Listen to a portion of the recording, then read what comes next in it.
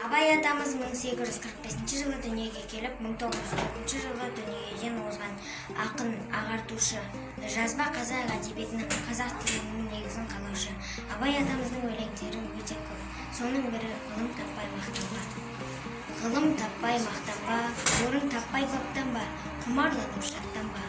Ойнап босқа күлуге, 5 нәрсеге асық бол, 5 нәрседен қашық бол.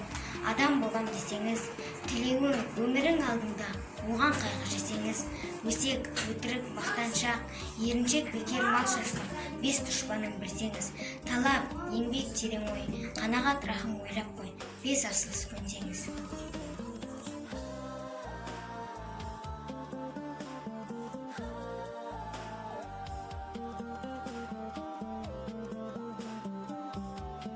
Абай Құнанбайұлы жазғы түрі қалмайды қыстың сызы, қазандыдай құлпырар жердің жүзі, жан-жаққа адамзат анталаса.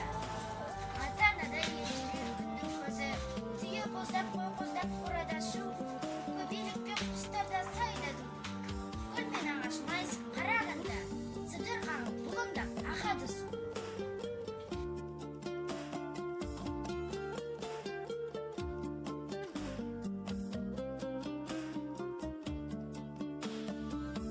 Абай Құнанбаев интернатта оқып жүр талай қазақ баласы, жаны-өспірім көкөрім бейне қолдың саласы.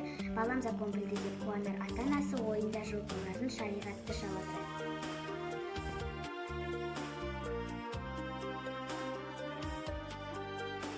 Абай Құнанбайұлы ғылым таппай мақтанба.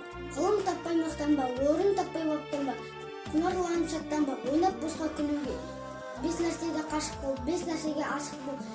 Адам болам десеңіз, тілеуің өмірің алдында, оған қайғы жесеңіз, өсек, өтірік, мақтаншақ, еріншек, бекер, мал шашпақ, 5 дұшпанын білсеңіз, талап, еңбек, терең ой, қанағат, рахым ойлап қой, 5 асыл өсіп көнсеңіз.